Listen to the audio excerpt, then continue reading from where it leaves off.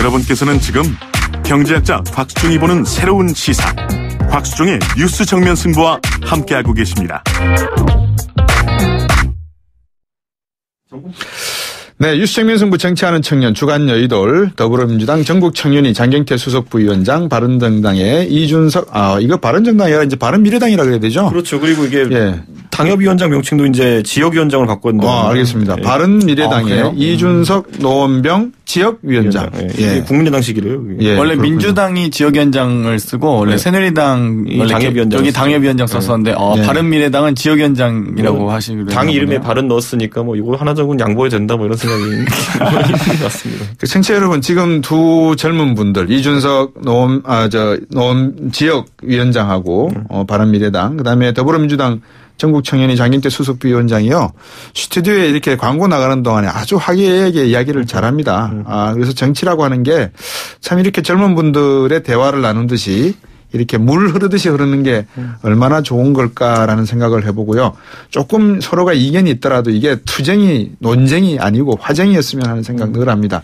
자, 말씀드렸던 대로 4부 시작을 이학수 전 삼성그룹 부회장이 이번 검찰 조사 받고 나오면서 자백서를 썼다 그러나요? 하여튼 뭐 자술서 비슷하게 썼는데 이게 이명박 전 대통령 다스상 관련된 소송 비용, 변호사 비용을 미국 측 소송 비용을 삼성이 대납했다. 이렇게 이야기한 모양이에요. 이 문제 어떻게 봐야 됩니까? 이번에 이학수 부회장의 자수서 제출로 인해서 그동안 검찰의 정치보복 아니냐라는 말이 쏙 들어갔습니다. 그래서 지금 측근들이 줄줄이 불고 있고요. 핵심 관계자들의 증언이 이어지고 있는 것으로 전해지는데요. 일단 김백준 총무비서관 정말 이 직책만 들어도 어마어마한 직책들입니다. 전 청와대 총무비서관 그리고 또 김희중 부속실장, 또 김성호 전 다스 사장, 김주성 국정원 기조실장, 이병모 청계재단, 청계가 또 호죠. 사무국장, 이학수 부회장까지 지금 6분의 정말 핵심 관계자, 그리고 그 당시 정권의 최측근이자 실세인분들의 증언이 이어지고 있기 때문에 아마도 이제 사실상의 증거들은 거의 대부분 확보하지 않았을까 추측해 봅니다. 그런데 저는 이제 여기에 대해서 이제 추가로 흘러나온 이야기들이 예를 들어 외국 변호사가 이제 청와대 출입했다 이런 것부터 시작해서 여러 가지 보도가 나오고 있는데 모르겠습니다. 이게 항상 이야기하지만은 피의 사실 유포의 측면에 봤을 때 과연 이것이 확인된 사실들인지에 대해 가지고는 좀 더 검증이 되어야 될 것 같고 저는 다만 이제 이명박 대통령께서 해명해야 될 일이 늘어난다는 그런 상황에 대해서는 저도 충분히 국민들이 인지하고 있을 거라 생각하고요. 그래서 아마 아까 말했던 것처럼 결국 그걸 겁니다. 평창올림픽 이후에 지금 정부 같은 경우에는 또는 검찰 같은 경우에는 이 일에 대해 가지고 국민들의 관심이 좀 쏠리는 것을 기대하고 있을 텐데 과연 여건이 그렇게 될지에 대해서는 지켜봐야 될 것 같습니다. 이명박 전 대통령도 그렇고 박근혜 전 대통령도 그렇고 보수가 집권하는 동안에 상당히 이 국정농단을 비롯한 부조리 그다음에 삼성이나 이런 재벌가들과의 어떤 정경유착에 의한 여러 가지 뒷배 봐주기 이런 내용들이 너무나 많이 나오다 보니까 지나칠 정도로 그 액수도 크고 하다 보니까 많은 서민분들이 상실감이 크다는 것. 이것이 대한민국 경제하려는 의지 여기에 어떤 영향을 줄지에 대해서도 우리가 한번 곱씹어 봐야 될 때가 아닌가 생각이 들고요. 4867번님이 이런 이야기를 하나 보내셨어요. 예전에 시사 방송에서 들은 이야기인데요. 이명박 대통령이 형을 모든 사안을 물어보고 도움받는 아버지처럼 따랐다고 하는데 과연 그런 형을 다스의 바지 사장쯤으로 앉혔겠냐라는 생각도 듭니다. 이런 말씀을 하셨거든요.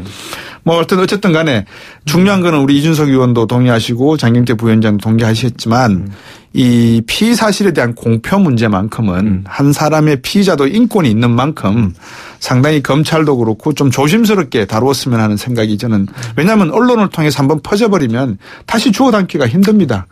이거는 진짜 그 사람이 확실하게 물증과 확증이 가지고 피의 사실이 있다는 게 확정되지 않으면 섣부르게 가볍게 다루어서는 안 된다라는 생각을 해보고요. 자, 이제 강원랜드 수사를 한번 이야기 돌려볼까요?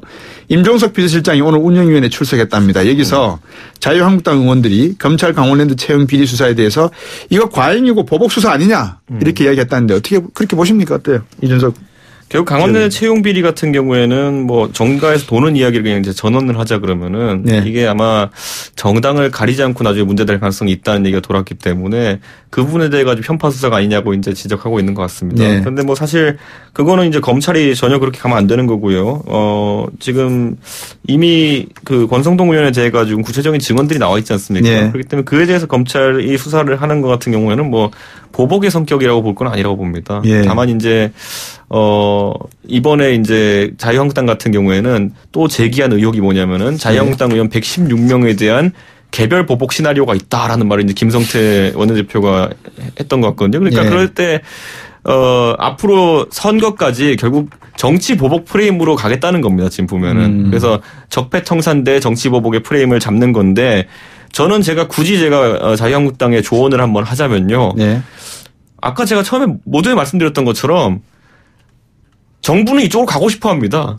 네. 이쪽 프레임에서 서로 이제 검을 부딪히기를 원하고 있는데 거기에 먼저 이제 가서 이제 뺨을 때리는 식으로 이렇게 의혹을 제기하는 것이 과연 자유한국당에 도움이 될까라는 생각을 하는 게 네. 아까 곽 박사님도 얘기하셨지만은 국민들이 관심을 가지는 다른 이슈들 예를 들어 뭐 GM이나 이런 노동 이슈라든지 네. 아니면은 또 최근에 또 이제 외생 변수들에 의한 그 문제들이라든지 예. 이런 것들 충분히 제가 봤을 때는 자유한국당이 건드릴 수 있는 이슈인데 불구하고 예. 여기에서 전면전을 선포한 순간 예. 저는 이제 결국엔 전 프레임입니다. 그거는. 예.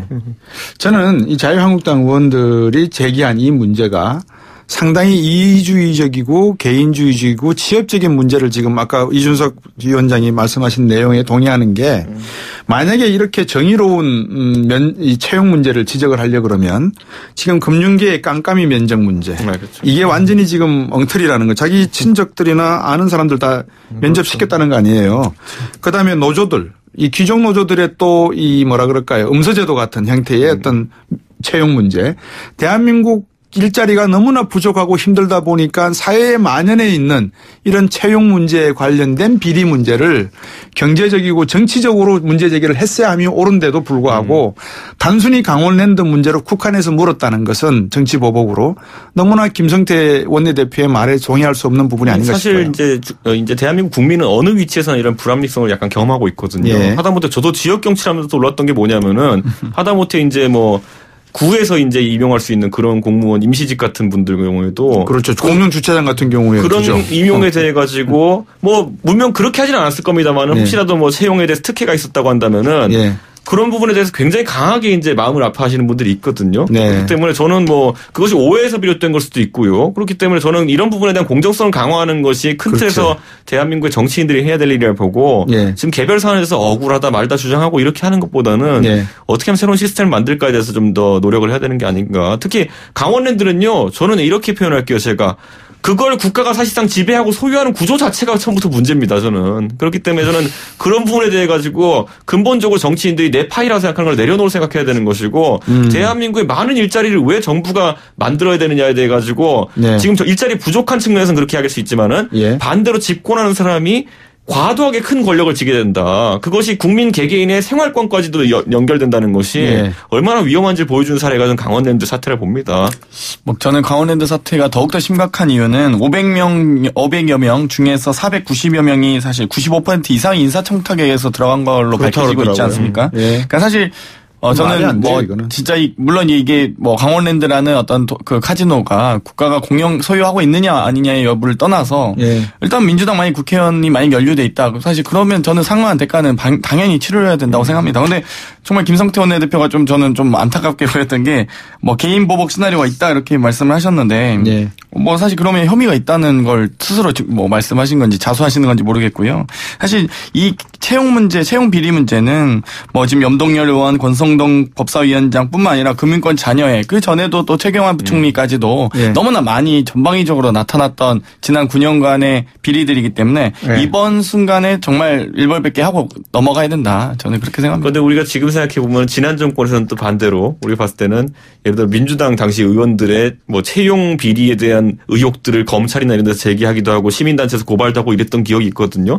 그러니까 우리 전 국민들은 약간 갸우뚱할 겁니다. 왜 정권이 바뀔 때마다 이렇게 야당 쪽에서 이런 일들이 많이 터지는가에 대해 가지고 지금 기억하지만 예를 들어 과거에 물론 이 사건은 무혐의 된 걸로 제가 알고 있습니다만은 과거에 모 국회의원의 자녀가 모 기업의 사내 변호사로 채용됐다 이런 의혹이 있어서 언론에서 한번 크게 다뤘던 적도 있고 그러니까 이런 것들이 왜 보통 야당에 집중되느냐라는 거에 대해 가지고는 정치 보복에 대한 인식이 어느 정도 새누리당 자유한국당에 좀 있는 것 같습니다. 문재인 대통령과 문재인 정부를 어떤 정부라고 불러야 될지 모르겠습니다만 사람 중심의 정부라고 할까요? 이 정부에서 가장 핵심적으로 주안점을 두고 있는 게 일자리 창출이고 또 그거를 모토로 표현한다면 기회의 균등함, 과정의 공정함, 결과의 정의로움 아니겠습니까? 임종석 실장도 그렇게 이야기했네요 보니까 문재인 대통령이 반드시 뿌리 뽑고 엄단하고자 한 것은 채용 비리에 대한 내용이다. 공공기관 채용 비리 문제가 청년들에게 좌절을 줄 수 있는 만큼 임기 내 채용 비리를 반드시 고치겠다라고 말한 것이다. 강원랜드의 경우 직원 대부분이 부적절한 절차로 채용된 것으로 되어 있어 궤가 다르다. 개별 사건에 대해 업무 지시를 하지 않고 있다. 이런 내용을 이야기했단 말입니다. 세상에 채용을 공정하게 진행만 하더라도 대한민국의 교육 시스템과 일자리 창출의 시스템이 바뀐다 그러면 보다 더 건전한 일자리 창출 메커니즘이 생기지 않겠습니까? 그렇죠. 그리고 그것을 어떻게 구현하느냐에 대해 가지고 저는 지금 우리 정부가 추구하는 것은 어쨌든 정부가 상당한 부분을 컨트롤하겠다는 거 아닙니까? 그 공정성이 있어가지고. 그런데 저는 오히려 이런 인식 자체가 조금은 좀 바뀌어야 된다 보는 것이 정부는 아까 봤을 때 공정하다고 판단할 수 있겠지만 반대로 권력 잡은 사람의 의지에 따라서 많이 변하는 갈대 같은 조직입니다. 네. 반대로 기업이라고 하면 오히려 기업은 이윤 추구라는 오히려 단순하고도 참 지상과제 하나를 가지고 이제 운영되는 조직이기 때문에 아까 말했듯이 채용 비리라는 거는 기업의 비용으로 다가오게 됩니다. 그 네. 이윤 추구라는 것에서 그렇기 네. 때문에 잘 일어나지 않을 텐데 오히려 우리가 지금 경험하고 있는 거 아까 얘기했던 강원랜드의 GKL 같은 경우도 그렇겠지만은 결국에는 크게 그 이윤 추구라든지 어떤 다른 목적이 없기 때문에 채용 비리를 해도 티나지 않는다는 인식 때문에 이런 걸 하는 거거든요. 네. 명시적으로 이렇게 능력이 드러나는 자리라 그러면 바로 티가 나겠죠. 네. 저는 정부가 우리가 이런 말을 하죠. 보통 큰 정부를 지향하는 것은 보통은 사회민주주의적 체계라든지 아니면은 왕조 국가에서 보통 있는 일이고 네. 작은 정부를 추구하는 곳들은 거의 다 대부분 민주주의가 건강하게 잘하고 있는 나라들이거든요. 그렇기 때문에 저는 이번 정부에서 물론 일시적인 지금 취업난 때문에 정부 규모를 확대하고 큰 정부로 가겠다는 취지엔 저도 어느 정도까지는 공감합니다. 하지만 결국에는 민간이 최대한 할 수 있는 영역을 확보해 줘야 된다는 것이 저 입장이고 네. 좀 철학적으로는 다른 부분일 수 있겠지만은 근본적으로 저는 더 나은 채용제도 이런 게 문제가 아니라 국가의 권력 독점이 비대화를 우선 공격해야 되는 것이 아닐까 생각하게 됩니다. 지나치게 포장을 하시는데요. 사실 효율성을 추구하지 않기 때문에 취업 청탁을 하는 게 아니라 그냥 권력을 남용한 겁니다. 그렇기 때문에 범죄 행위인 거고요. 제가 효율성을 추구하느냐 안 하느냐의 문제로 좀 치환해서 얘기하기는 좀 어려운 것 같습니다. 네. 그러니까 이제 우리가 흔히 생각하면 그렇잖아요. 대기업에 취직해 있는 사람들 중에 새롭게 채용된 사람들 중에서 정부의 고위직이라든지 영향력이 정치적으로 영향이 있는 사람들의 자녀들이 얼마나 되는가 조사해보자라고 하는 것은 감성적으로 속 시원한 발언이 될 수 있지만 정말 자기 실력으로 취직하고 채용에 응모해서 당당하게 합격한 사람들에게는 상당히 모욕적인 일이란 말입니다.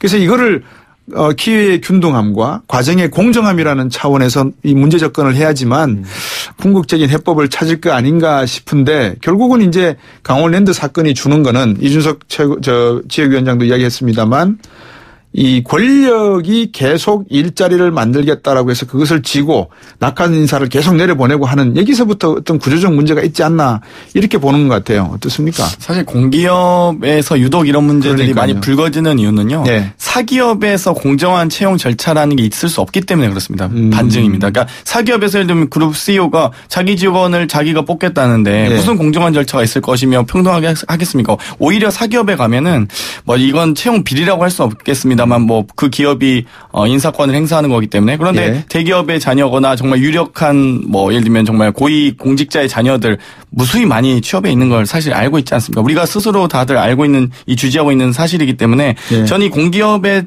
채용 비리가 나오는 문제는 오히려 공기업이 공정한 채용 절차를 지키기 위해서 노력하는 과정에서 권력 남용이 나타났던 문제들인 거지 예. 사기업은 지금 조사할 수도 없는 정도의 방대합니다. 저는 장위원장 그거랑 약간 인식이 다른 게 저는 공정하다라는 단어가 참 일자리 문제에서는 모호한 단어라고 생각하고요.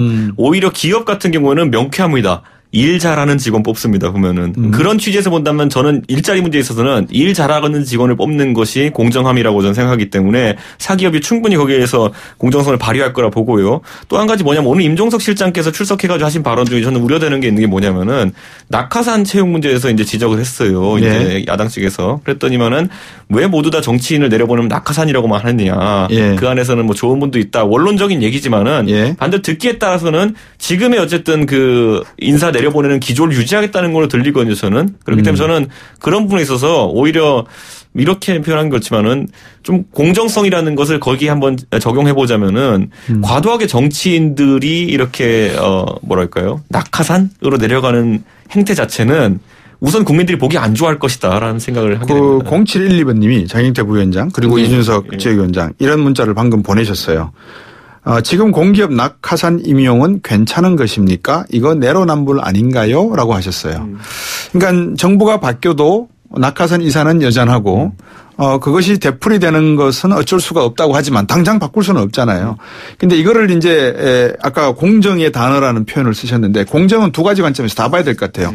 기업 입장에서 공정한 채용을 하는 방법이 무엇인가가 중요하고 또 개인 입장에서 공정하게 내가 뽑힐 수 있는 방법이 무엇인가. 그러면 공정이라는 개념을 놓고 볼 때 낙하산이라고 하는 개념이 과연 공정한 개념이냐 이걸 한번 따져보면 어떨까 싶어요. 장경태 부위원장. 저는 일단은 정치인은 기본적으로 철학과 전문성을 이제 갖춰야 되는 직업이라고 그렇죠. 생각하는데요. 예. 결국 낙하산이라고 표현하고 있는 이 공기업의 인사를 할 때도 예. 대표자로 내려보내지 직원으로 내려보내는 것은 아닙니다. 예를 들면 뭐 철도공사 사장이라고 해서 기관차 운전해야 되는 건 아니지 않습니까? 예. 결국 이 국정운영 철학을 공유할 수 있는 그 정치인이 가서 예. 결국 그 어떤 철학을 공유하기도 하고요. 그 더 전문성이 있으면 더더욱 좋겠죠. 예. 또 조직 장력이 무조건 필요하던 한 부분이 공기업 인사입니다. 그래서 이건 행정학에서도 역관주의라고 해서 결국 예. 국정운영 철학을 공유하고 있는 사람들에 의해서 예. 공공기관이 움직여야 된다라는 것들. 특히 공무원 사회는 더욱더 그렇습니다. 그러면 장관을 보수 정권이 집권했는데 진보 인사로 장관 임명할 수 없지 않습니까? 장관이야 공기업도 마찬가지입니다. 저는. 장관이야 임명권자가 특히 내각 구성한 데 있어가지고는 그렇게 해야 되겠지만은 예. 지금 봤을 때는 우리 사회에 보면은 소위 말하는 대통령이 되면은 임명할 수 있는 특히 낙하산 내려보낼 수 있는 자리가 만자리 된다는 속설이 있지 않습니까? 그런데 예. 그 모든 범주가 제가 봤을 때는 철학 공유하는 인사라는 이유만으로 가야 되는 자리는 아닐 겁니다. 제 생각에는 분명히 능력이 필요한 자리가 있을 것이고요. 저희는 그렇지 않은 사례를 많이 봤기 때문에 뭐 이번 정부가만 그렇다는 것이 아니라 그런 문화 자체를 좀 비판하고자 하는 겁니다. 예. 그 문화 말씀을 하셨는데 그런 것 같아요. 사실 만약에 지금 군산 사태를 놓고 봐요. 한국산업은행 총재가 낙하산 거의 낙하산으로 가는 거 아닙니까? 국책은행이니까. 그렇죠. 네. 그러면 이렇게 임명돼서 가셨던 분이 은행을 잘 아신 분이면 군산 사태를 한 번쯤은 관심 있게 들여다봤어야 되지 않을까요? 2013년부터 불거진 문제란 말입니다. 그렇죠. 그런데 이 문제를 그냥 덮어두고 계속 관습에 의해서 관리에 의해서 넘어갔다는 말이죠. 과연 이게 정당한 낙하산 인사에 아까 우리가 이야기하는 불가피한 부분인가? 이런 문제가 툭 생겨버려요. 그러니까 우리는 기업 체계가 다르죠. 예를 들어 미국 같은 경우는 예를 들어 기업의 소유주가 있고 거기 네. CEO가 전문 경영이 있다고 하면은 전문 경영인은 말 그대로 자신의 고연봉을 계속 받고 하기 위해서 열심히 회사를 위해서 아까 박 교수님 말한 것처럼 그런 남이 시키지 않아도 살피는 부분들이 있는 겁니다. 그런데 반대로 공기업이라는 특성은 뭐가 있는 거냐면요. 임기가 있습니다. 보면은. 예. 내 임기 끝나면은 나는 어차피 다른 사람으로 기다리고 있는 다른 사람을 교체될 것이라는 알기 때문에 그렇죠. 임기 중에 문제가 터지지 않을 것을 기대하는 것이지 내가 진취적으로 남이 시키지 않은 일을 하는 구조가 아닙니다. 그게 우리가 말하는 일반적인 정부가 비대해졌을 때 나오는 공기업이 비대해졌을 때 나오는 그런 비효율이거든요. 저는 이 부분은 좀 짚어봐야 될 것 같습니다. 그 장경태 부위원장께도 부탁드리고 싶은 제가 이제 여쭤보고 싶은 말이 그거예요. 이번에 그 메르켈 총리가 3인당하고 이 연정을 하는 걸 볼 때 사실 정부 부처에서 가장 중요한 부처 재무부하고 외교부를 양보를 해버렸거든요. 그러니까 야당에게 준 거죠. 네. 그다음에 미국 같은 경우에도 럼스펠드 국방부 장관 같은 경우에는 민주당 정부에도 국방부 장관을 했단 말입니다. 공화당에 있다가. 그러니까 이제 아까 모르겠습니다. 우리도 언젠가는 되겠죠. 대한민국이 얼마나 위대한 국가입니까? 될 것인데 이 맥을 누가 딱 꺾어주느냐. 그죠? 이거를 누가 꺾어줘야지만 가능할 거라고 생각이 들어요. 그래서 문재인 정부에서 한번 해줬으면 하는 바람이 있거든요. 어떻게 생각하세요? 뭐 저는 충분히 문재인 정부에도 보수적 인사들이 계시다고 생각하고요. 뭐 네. 지금 사실 오히려 코드 인사라는 표현이 안 나오고 있는 부분이 어찌되건 탕평 인사를 하셨다고 생각을 하고, 예를 들면 정말 이 공기업의 정말 이 국정 운영 철학도 너무나 중요합니다. 예를 들면 LH공사가, 주택공사가 청년 주거를 또 사회적 약자에 대한, 저소득층에 대한 주거 보급을 힘쓴다. 그런다면 정말 저는 오히려 더 이런 국정 운영에 대한 철학을 공유하고 있는 이런 공기업들이 더욱더 좀 더 열심히 해주셨으면 좋겠습니다. 예. 자, 끝으로 간단하게 한번 정리를 해 주시죠. 이번 검찰 외압 의혹 불거진 이후에도 수사단 별도 만들어서 이제 채용비리 강원랜드 계속 이어져 갈 것 같은데, 수사단은 이제 대검에 보고하지 않고 독립적 수사 진행한다는 거 아니겠습니까? 성역 없는 수사 가능할까요? 어떻게 보세요? 성역 없는 수사를 해야 될 테고요. 다만 이제 아까 말했던 것처럼 보통 이런 상황 속에서 여야 공이 혹시 어떤 문제가 있거나 할 때 정치적 합의를 하는 경우가 있습니다. 그런데 국민들은 그걸 바라지 않을 겁니다. 정치적 합의 없이 정말 성역 없는 수사를 하기를 기대합니다. 네, 저는 저도 앞서 말씀드렸듯이 만약 민주당의 관련자가 있다면 저는 분명히 그분도 일벌백계 해야 된다고 생각하고요. 아마도 그런데 이때 이 전 정권에서 발생했던 외압 채용 비리이기 때문에 아마도 저는 특별히 민주당은 연결 관계가 없을 것 같고요. 성역 없는 수사가 이루어지길 기대합니다. 제가 이 주간 여의도를 정치하는 청년 이 코너를 진행하면서 두 분을 이렇게 양옆에 오른쪽과 왼쪽 저를 중심으로 해서 좌파와 우파입니다. 이 말씀을 나누시는 걸 보면 대한민국 정치는 분명히 밝습니다. 이분들이 대한민국 정치의 주역이 됐을 때, 주인이 됐을 때는 분명히 나아진 대한민국이 있을 거고요. 우리가 너무 성급하게 가려고는 하지 않았으면 하는 생각도 해봅니다. 뉴스 정면 승부 정치하는 청년 주간 여의도 더불어민주당 전국청년위 장경태 수석부위원장, 그리고 바른미래당의 이준석 노원병 지역위원장 두 분과 함께했습니다. 고맙습니다. 네, 감사합니다. 박수정이었습니다. 고맙습니다.